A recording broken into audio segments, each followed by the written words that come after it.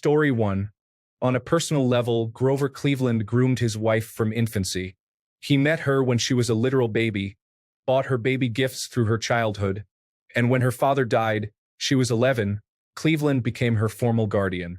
The girl's mother actually thought that Cleveland was courting her as an eligible widow, but that notion was quickly dissuaded when Cleveland's attentions were almost entirely directed at her daughter. They were married 10 years later, when he was 49 and she was 21. Story 2. None of these response chains are incorrect. But William McKinley isn't getting enough credit for invading the Philippines and going to war with Spain because God told him to. Story 3. This didn't affect a whole group of people or the country, but what Grover Cleveland did was especially vile. He raped and impregnated Maria Halpin. In the course of denying and covering it up, he had the child put into an orphanage and had his mother sent away and locked up in an insane asylum. Story 4. Andrew Johnson's undermining of post-Civil War Reconstruction has caused cumulative and enduring damage to the United States. Measured in terms of the immensity and duration of harm, he is the worst not just by miles, but by galaxies. Story 5. I would make an argument that Andrew Johnson has probably the worst legacy of any president. Johnson immediately followed Lincoln, and Lincoln chose him as his running mate to essentially appease the South. When Johnson became president, his official policy was the South didn't actually do anything wrong, though, did they? Did they? What this meant is Johnson allowed Southern states to elect former Confederates to office, which he pardoned thousands of. These elected officials were not thankful for the pardons or eager to rebuild. Many of them were former wealthy slave owners who resented losing and resented the North, the government that defeated them. People always talk about how terrible Reconstruction was. But whose fault was it? The leaders of the Southern states refused aid, refused railroads being built in their states to bring in new industry, refused programs to build new schools, and essentially preached a policy of resentment and revenge for decades to come. It is truly impossible to measure the damage this did to the United States. I am not saying that had Johnson not done this, the United States would have been a utopia without racism. However, the decisions Johnson made undoubtedly set the United States back decades. Think of it this way: the North had just won the war. Johnson's response was to, as the winning side, concede almost everything he possibly could to the South short of reinstituting slavery. And the only reason he didn't do that was because he refused to acknowledge the South seceded over slavery, or even seceded at all. Story 6. There's a distinction between things that happened during a president's term and things they were really active in promoting. If you look at the history of the Guatemalan genocide in the 1980s, what is really striking is the extent to which Reagan jumped through complex hoops to ensure that Efrain Rios Montt would continue to have the resources to carry it out. This was while Congress was actively blocking funding for a regime that was widely recognized as genocidal. Reagan actually raised private funds from American evangelical groups to make sure that he wouldn't run out of ammunition. Ultimately, around 200,000 Maya were murdered. Central American dictatorships of the Cold War are often accurately described as US-backed. However, in the case of Guatemala in the 1980s, by far the worst, it's most accurate to say they were Reagan-backed. And it's a major reason why I think he is unambiguously not just the worst American president, but one of the great villains of the 20th century. Story 7. Iran-Contra was a significant event. For those who don't know, his administration sold arms to Iran to fund the Contras in Nicaragua. The idea was that Congress couldn't stop him because the funds were never in their control to begin with. He sold the arms to our enemies, then gave the money to a very violent rebel group with the aim of overthrowing the socialist Nicaraguan government. Also, his lack of response to the AIDS crisis was particularly bad. He basically didn't do anything to stop it. Story 8. And no one has mentioned Wilson. Let's review. 1. Wilson was a racist and eugenicist.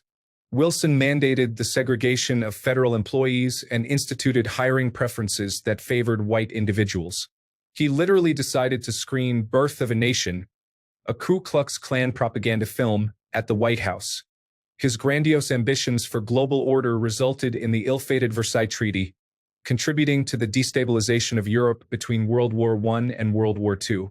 He failed to uphold the principles of the First Amendment, persecuting anti-war activists and pacifists. Wilson's Attorney General, Palmer, zealously suppressed anti-war sentiment, resorting to nighttime raids and imprisonment. Wilson had no love for our republic. In fact, he harbored disdain for the constitutional federal republic model, favoring a potent presidency that transcended checks and balances, circumventing the influence of Congress and the judiciary. He couldn't tolerate dissent, and Wilson spearheaded the passage of the Sedition Act in 1918, criminalizing dissent against the government and wartime efforts. Story 9. The Gulf of Tonkin incident is quite serious. A completely fabricated reason was used to invade Vietnam. It was entirely made up. You cannot trust any politician. Story 10. Japanese internment is probably second behind the broad treatment of Native Americans across multiple administrations. The lying, cheating, backstabbing, and slaughter were probably the worst things the federal government ever perpetrated. Story 11. I think if any other president had ordered Americans of a specific ethnic minority to be rounded up and put in concentration camps, it would have defined their legacy as one of the most horrible presidents. Yet it ended up being a footnote in Franklin D. Roosevelt's presidency and doesn't seem to impact him being considered one of the greatest, if not the greatest, presidents of all time. Story 12. Johnson lying to wage war in Vietnam, lying to continue it, resulted in millions of lives lost. Bush lying to invade Iraq resulted in 300,000 lives lost. Jackson was a monster and his atrocities were biblical, but by sheer body count, I think the case can be made for other presidents. Story 13. Laos. More bombs were dropped there in this single small country than during the entire World War II. People still die and lose limbs due to unexploded bombs. They build houses and things out of bombshells because there are so many. Story 14. Trail of tears for the first half of our country. Trying to overthrow democracy and have your followers hang your vice president on television was the scariest thing I've lived through. We probably don't know the worst things, though.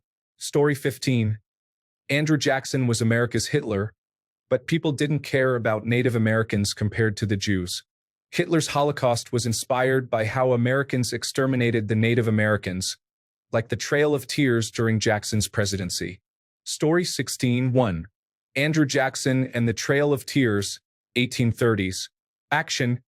President Andrew Jackson signed the Indian Removal Act of 1830, which led to the forced removal of Native American tribes from their ancestral lands in the southeastern United States. This resulted in the Trail of Tears, where thousands of Native Americans, particularly the Cherokee, were forcibly relocated to territories west of the Mississippi River. Impact. The forced marches led to the deaths of an estimated 4,000 Cherokee people due to disease, exposure, and starvation. James Buchanan and the lead-up to the Civil War, 1857 to 1861. In action. James Buchanan is often criticized for his failure to address the escalating tensions between the North and South over slavery. His administration's inaction and poor handling of the secession crisis are seen as contributing factors to the outbreak of the Civil War. Impact.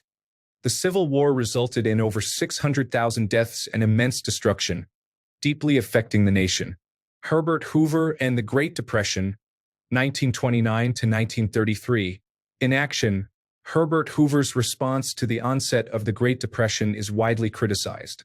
He adhered to a policy of limited government intervention, which many believe worsened the economic downturn. Impact. The Great Depression led to massive unemployment, widespread poverty, and severe economic distress across the United States. Lyndon B.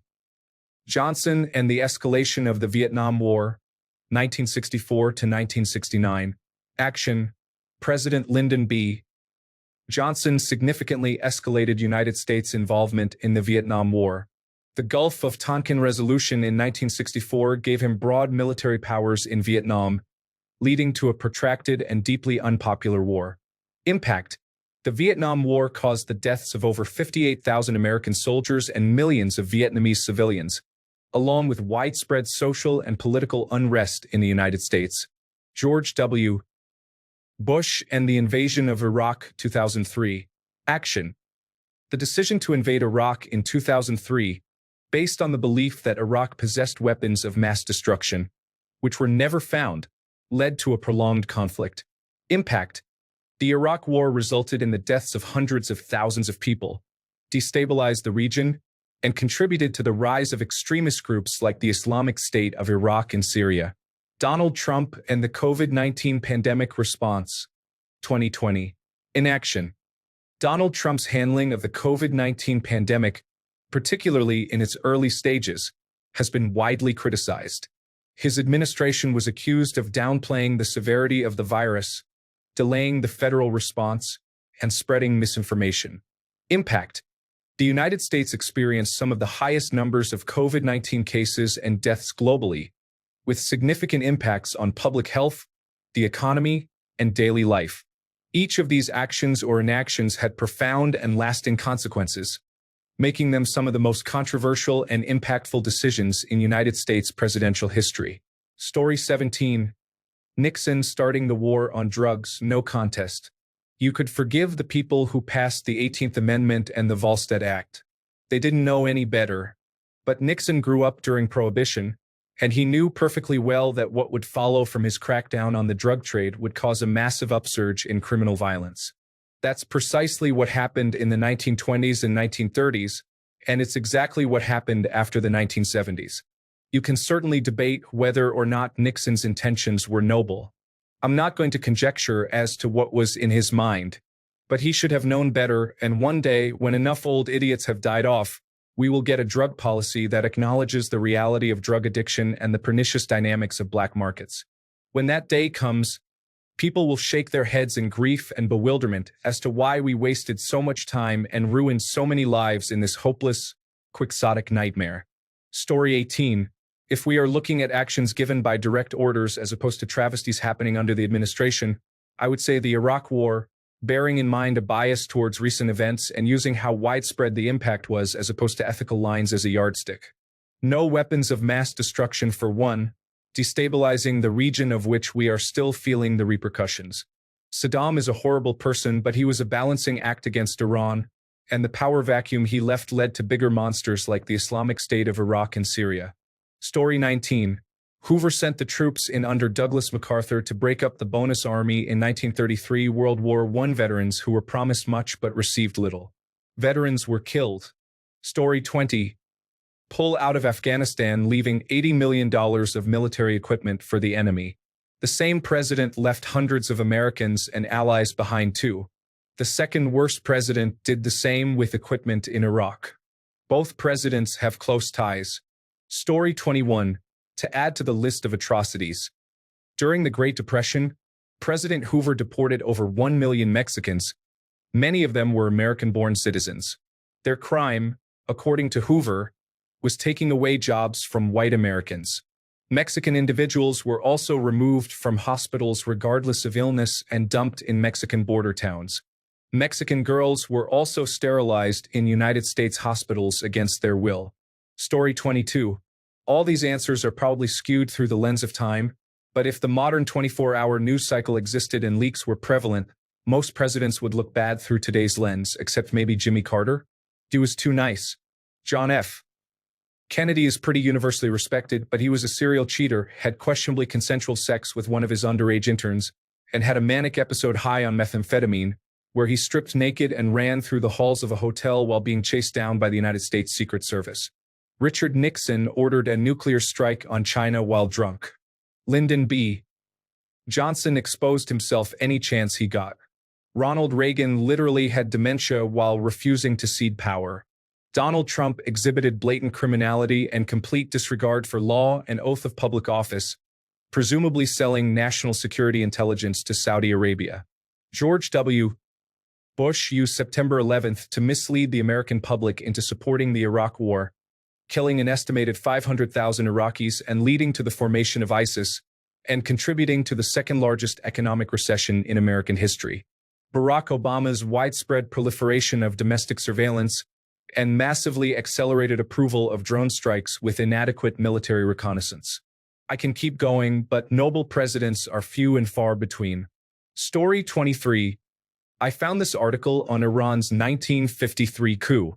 I don't know how bad or good things would have been had Mohammad Mossadegh remained in power, but we do know removing him led to the Shah gaining power and Islamic extremists gaining followers, which led to the Islamic Revolution in 1979 and the oppressive regime that exists today. Perhaps there would be no Muslim Brotherhood, Hamas, Houthis, or Hezbollah had this never happened. We can thank Dwight D. Eisenhower for this decision. I think they did it for oil, by the way, 70 years later, and we're feeling the fallout. Story 24. Gosh, there are so many awful things we can choose from. Here's a short list that comes to mind. The systemic genocide of North American First Peoples. Pretty much all of them, but Andrew Jackson is notably awful. Willfully supporting, profiting from, and enforcing slavery, everyone until Abraham Lincoln. Denying and actively working against civil rights for former slaves, everybody between Abraham Lincoln and Lyndon B. Johnson. Systemic destabilization of South and Central American governments to benefit United States fruit companies, which continues to create economic, political, and social unrest across the region to this day. Theodore Roosevelt, Ronald Reagan, probably others. Starting forever wars in Iraq and Afghanistan that created fertile soil for the growth of the Islamic State of Iraq and Syria and continued instability of the Middle East, George W. Bush, and to a lesser extent, George H.W. Bush. Erosion of the Geneva Convention through torture and imprisonment, George W. Bush, Barack Obama. Normalizing error-prone remote bombing using drones and terrorizing people across Afghanistan, Barack Obama. Treating migrants like animals and separating them from their children who, 6 years later, still have not all been reunited, Donald Trump. Destabilizing American democracy through insurrection, Donald Trump as a lame duck.